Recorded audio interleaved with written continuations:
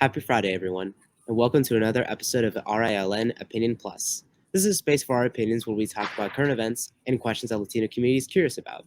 Today, we are joined by Elliot Rivera, Executive Director of Youth in Action. Welcome, Elliot. Nice to have you joining us. Hey, hola, yes, pleased to be here, honored. Yeah, how are you? Doing all right, as good as you can be on a cloudy spring day, but at least we're getting through it. Absolutely. So we wanted to start off. Well, first we want to say thank you for joining us on RLN Opinion Plus, and we wanted to start the conversation by asking, like, first, how has a pandemic impacted the work that you've been doing with empowering young leaders in the work that you do in Youth in Action? Yeah, I think the better question is really like, how has it not, right? Because the pandemic has caused so many different issues that were already present before COVID hit us to just be amplified. So whether it's issues with poverty, whether it's issues of how do we access resources, healthcare, um, economics, all these things, or even things in education. Our young people were fighting for things like ethnic studies and getting more counselors and more uh, mental health and supports in the schools before they were brought back into their homes and not getting those supports and going virtual, and that all those things made it so much more difficult. Yeah, interesting. So can you speak more on, like, so as a pandemic hit and everybody was put into a virtual setting, how were you able to equip the same type of services and the quality of services with the people that you serve, and in terms of leadership principles and developing leaders, how were you able to equip with the same quality of education? Exactly. No, that's a great question because we did it the same way we do everything else that we do in Youth in Action, which is we let the young people lead. So when it was time for us to move into a virtual place to create the most safety for our young people and also for our teammates and everybody else in our community and families, we went through 1,000 ideas. And then it came to the point where we're sitting, because in our team, we have young people on our team. On our board, we have young people who serve on the board, including our board co-chair. And then it became, the answer was abundantly clear, which is, let's let the young people decide. They know what's going to work best for them. They know what resources they're going to be able to access. They know what styles and methods will work. And we did. And that helped us not only keep our programming and our efforts going, but actually increase them. Our young people's, their work never stopped. It just grew. Absolutely. So just like going off of that, can you speak more on why do you think it is important to educate students to be more involved within the issues that we have today? And within the main website, you mentioned that you want to educate students to be more involved within the political events and Mhm. important topics that are going on within this nation, within the world for that matter. So why do you think it's important to educate students and to develop them into leaders to be involved in these political conversations?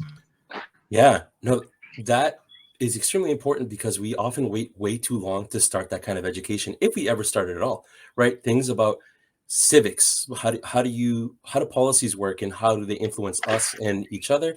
And what are people's rights? Sometimes we go our entire adult life without ever getting that, and we're not getting it in our schools. So if we really want the current generation and the next generation to be the best that they can be, we have to start letting those opportunities for leadership and practice to happen now. And then our work is not just about doing the work, but it's about how we care for each other and how we care for ourselves and how we care for the greater community while we do that work. Because when it comes to things like self-caring, that's something that they also don't teach us, and we learn too late if we learn at all. That's very interesting, Elliot. So, can you go more on into the topic of our education, the current education system, either public or private Mhm. sectors? What is it that do you think that current schools are lacking that your organization is currently equipping students in comparison? Yeah. And I think what I'll do here in this section right now is I'll amplify what the young people are saying. So, what our young people are saying right now and what they're working towards is they're working on creating opportunities within their schools that are not only anti racist, but also culturally humble, culturally inclusive. They're fighting for things like ethnic studies. I felt this when I was in school. I've heard it for the generations of young people that I've worked with and from my friends and families. But when we go to history class or we're in schools, it doesn't reflect us. It doesn't reflect the stories. It doesn't reflect the things that we hear in our families and what we hear in our culture. And that's something that has been happening for generations. It's a generational trauma that's being inherited by our current generation of youth in schools. So they're fighting adamantly right now for ethnic studies.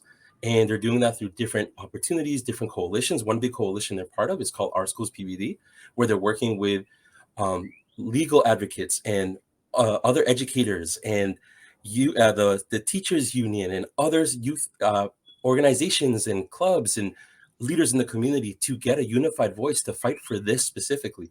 They're also naming very loudly that they want more mental health support. They want more self-care. They're part of a coalition at Youth in Action called Youth in Action is part of a coalition called Counselors Not Cops, which works with other youth organizations and other youth groups to push this message of there's a lot of emphasis and a lot of money and dollars that go into having police enforcement in the schools, when really what we need more mental health services and more counseling and more self-care and community care. And on top of that, they want to see teachers that reflect them and their cultures and themselves. They want to see administration that understands that young people are also a marginalized group that are capable of speaking about what their needs are and being part of decision making and supporting and making sure that families' voices aren't just tokenized, but part of the healing and sustaining process in our education system. That's very interesting. So going off of that, within your website, it mentions that the communities that you serve, they face economic, social, and environmental burdens. Can you speak more on why these communities are facing these certain challenges and what is the cause of these type of issues with the communities that you serve? Yeah, I think, and I spoke to this a little bit, right, when I came into the things that were inherited within our education system, but within our communities, a lot of things are inherited through the decisions that have been made politically throughout the years. So, in terms of environmental factors, we work in the south side of Providence. That's where literally our Youth in Action home is. And in the south side, there's higher levels of asthma. There's all these different things. And when you look at what's happening in terms of how the environment's been used by the municipality, by the state in that area, and the things that get into the air, that is a direct factor into the health. And then you look at limited factors in access to healthcare, especially for multicultural, multi-ethnic inhabitants of our cities who either don't know how to access or don't feel safe enough to access healthcare and other resources. It's a layered impact. That's why our young people fight for certain things. Part of our structure at Youth in Action is we also get young people outside. So we do a lot of hiking, camping, we do retreats in cabins. And every time we bring young people outside, it's always a question of, why aren't there more people that look like me? And, they started a group called Outdoor Equity, which started about 5 or 6 years ago to get more brown and Black bodies outside. And through the years, it's evolved to the intersection between environmental justice and social justice in terms of anti-racism. So it's not only how do we get Black and brown bodies outside, but how do green spaces get access and affect Black and brown bodies. And just recently, they've been working with the city of Providence and a bunch of partners as equity consultants, these young people, on a citywide urban forestry project. So they're working with urban foresters, with environmental scientists and politicians in figuring out what is an equitable way to plant trees and to get more shade in our communities. Absolutely, that's a really great point. So, can you speak more on the communities of color, Latinx, and LGBTQ communities? Do they face very similar obstacles as other communities, or what type of communities? What type of obstacles do you see them face compared to other communities that are not of color? Yeah, it's difficult for me to speak about any community that I'm not necessarily part of or that I'm not reflecting on. But what I will do is I'll give some inherent observations and things that I understand based on the different multitude of multi-ethnic, multicultural young people and families that we serve, which is that a lot of our communities, especially communities who are here first generation, newcomers themselves, is that there's a learning curve in terms of how to be successful in the communities and in the society that we have here in Providence, in Rhode Island, in the US. And if we as a larger community, whether we're the dominant culture, those who have been here for generations, or those who don't identify as marginalized, right? So let's say, for example, white people or cisgender people or people who aren't LGBTQ aren't doing the work to not just be not conforming to it, but being anti that. So being anti-racist, being anti-homophobic, being or being, I should say, pro-immigration rights. I'm about to say anti-immigrant, that's incorrect, but pro-immigration rights, but doing the things and making sure that we're using our voices because we know how to use them and we are settled within these structures to support other marginalized people. We're all in this together. And when one group is struggling, eventually it affects everybody. So, and that's something that we see and we hear a lot, especially when we get our groups of young people and families together who come from all these different backgrounds, is you start seeing this unification because there's a sense of separation that happens when that's not being done intentionally. So that's really that you point that out. So good, going off of trying to create an environment where we're all trying to help one another and we're trying to help combat prejudices of any way, shape, or form. Can you explain what type of skills and experiences do you equip the participants within this program that help you do exactly what you just said? No, yeah. So the way that we do our programming is we take youth through multiple phases, no matter what it is that they're working on. So they first come in and they establish what we call their core. They learn things such as public speaking, conflict resolution, understanding and owning your story, how to work in teams, collaborating with different groups, whether it's age, culture, profession, people within school, and then how to advocate for themselves and others. And most importantly, how to care about yourself and your community. Then they move into what we call immersion, which is how do you immerse into the work? So they create action groups based on the things that they want to see change. And then they team up with other young people, other groups, and other adults working collaboratively for problem solving. And our final phase is called the collective, which leads everything that I'm talking about. So in our final phase, we have young people who take these skills and they excel it now. And now they're the teachers. They're leading all the different levels of our programming. They're leading all the different groups. We have young people who sit on our board. We have young people who are sitting on task forces and boards throughout the community.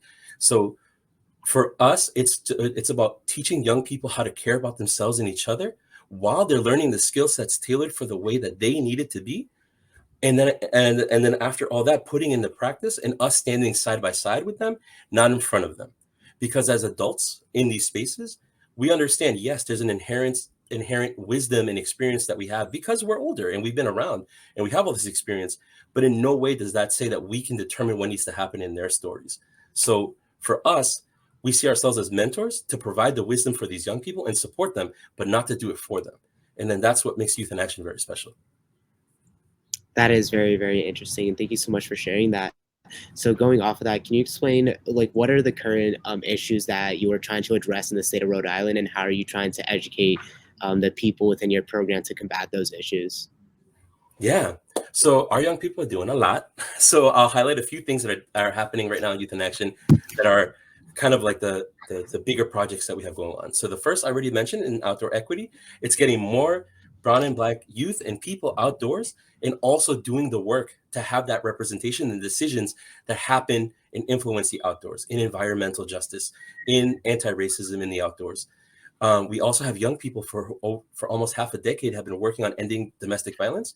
And this year they're working on creating a space along with the Rhode Island Coalition Against Domestic Violence and another youth agency called Gentlemen's Academy called 10 Young Men, which is based off of a really successful program in the Rhode Island Coalition Against Domestic Violence called 10 Men, which works on getting male-identified young people together to learn about teen dating violence, the realities of domestic violence, and then taking action to influence their peers and their communities and also policies.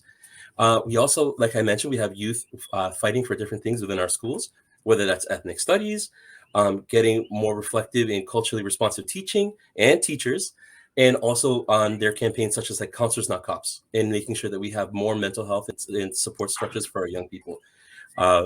We also have a lot of work happening right now in ending youth homelessness. During the pandemic, our youth learned and highlighted that homelessness amongst young people, and not families, but young people without those structures, is a really big problem.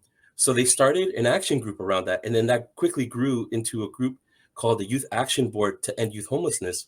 And now they have been recognized by the Housing and Urban Development Department. And now these young people are working with stakeholders, community members, and politicians to distribute $3.5 million in resources to end youth homelessness. So these are young people sitting at the table and making this decision along with these other stakeholders. And one other last thing I want to emphasize is something that I had named earlier, which is self-care. Our young people, this has always been something at Youth in Action, but especially after the things that we've faced so far in this pandemic, especially with isolation and quarantine and not having access to things, is how do we really care for each other, do this important work, but also do it in a way where we're being cared for and we're caring for others, and we're making sure that that is a priority.